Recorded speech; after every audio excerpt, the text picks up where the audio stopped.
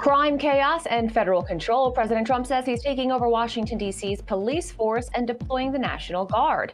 So will this unprecedented move restore order or spark a new fight over local control? I'm Veronica Dudo. Let's find out. This is In America Today from the Ticker News Studios in New York City.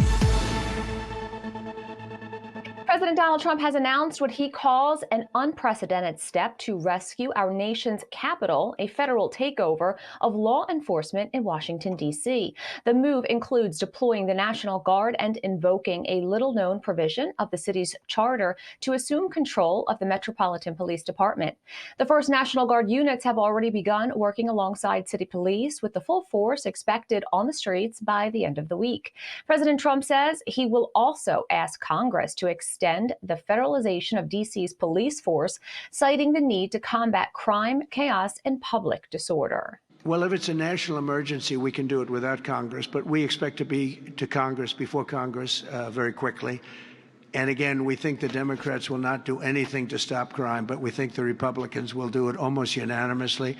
So we're going to need a crime bill that we're going to be putting in, and it's going to pertain initially to D.C. We're going to use it as a very positive example, and we're going to be asking for extensions on that, long-term extensions, because you can't have 30 days. Statehood is ridiculous. We want to straighten the place out. Statehood's ridiculous. It's unacceptable. It's the Democrats want it because the Democrats have, about 95% in this little area. Even I didn't get it very much. They want that. They want to pick up 2 senators, and it's not going to happen. For more, I'm joined by John Deaton, a former federal prosecutor, U.S. Marine, and Senate candidate. Welcome to the show. Thank you for having me, Veronica. It's my pleasure to be with you. So first, let's begin with what does this federal takeover of D.C.'s police actually mean in practice? Well, everybody's got to remember that D.C. is not like a state. So in all the other states in America, the National Guard is controlled by the governor. Now, the president can declare an emergency or invoke, statutes from the 1800s, such as an invasion, to deploy National Guard in states. But in D.C., it is controlled by the federal government, and he can do this for 30 days, basically federalize the local police force. And there's a lot of criticism because a lot of the people on the left are saying that the crime rate's going down. But if you look at the murder rate, it is significantly higher than any other area in the world today. Now, we know that this has been enacted for a couple of nights. How successful has this federal takeover of D.C.'s police been so far? So far, it's actually been welcomed by the residents and even a deputy police chief. The people criticizing the president right now seem to be the folks on the left, and they're saying that this looks like totalitarianism with, camouflage troops on the streets of D.C. But the residents are actually welcoming it because it is an issue. And when you think about Washington, D.C., you're talking about foreign embassies, national monuments, the Congress, all in the same square. And so I think a lot of this is symbolism for President Trump to say, listen, we're going to get back to law and order in the United States. And so far, I think it's working for his benefit. Now, of course, we did listen during his press conference where he said he has spoken to other foreign leaders, just asking what they have seen so far driving through the city.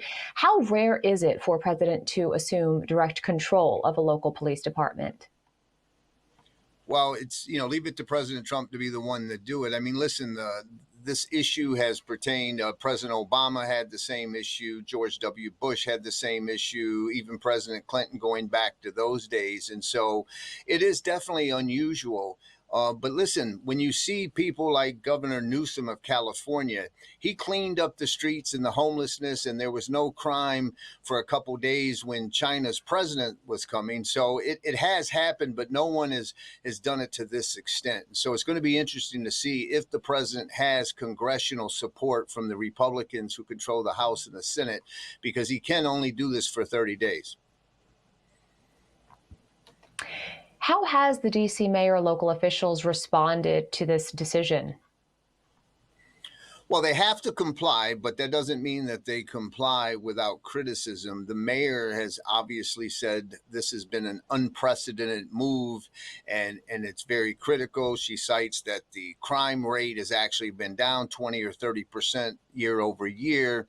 But she's cooperating, and she has no choice because it is, in fact, the law. DC is controlled by the federal government. He is the commander in chief, and he has this ability lawfully to do it. Now, the question is, if after 30 days they don't get an act of Congress, then I bet you're going to see some litigation. I'm sure the ACLU or others will come in and sue the president, saying that you can't do it beyond the 30 days. President Trump could cite an emergency.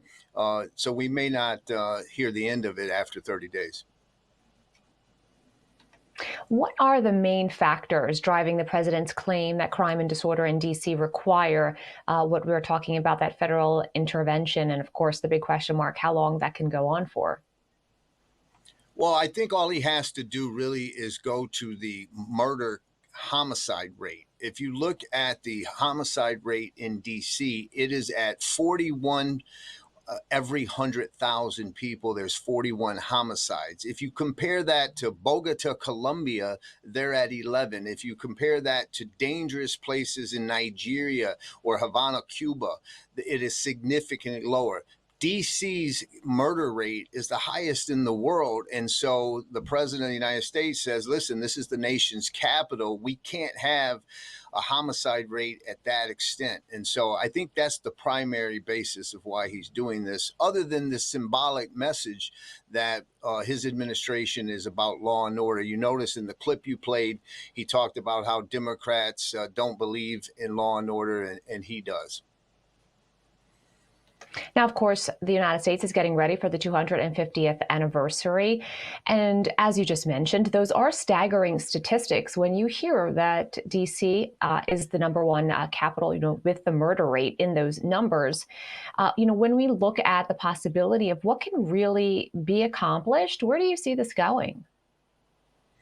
A lot of this, I believe, Veronica, is President Trump playing chicken. I sort of make an analogy to the tariffs where, he said that he was going to impose all these unilateral tariffs 100% across the board. And then countries started cooperating and they started negotiating. He's done this, taken this measure in D.C. and threatened that he'll go to Chicago or he'll go to L.A. or these other cities if those cities don't get their streets safe.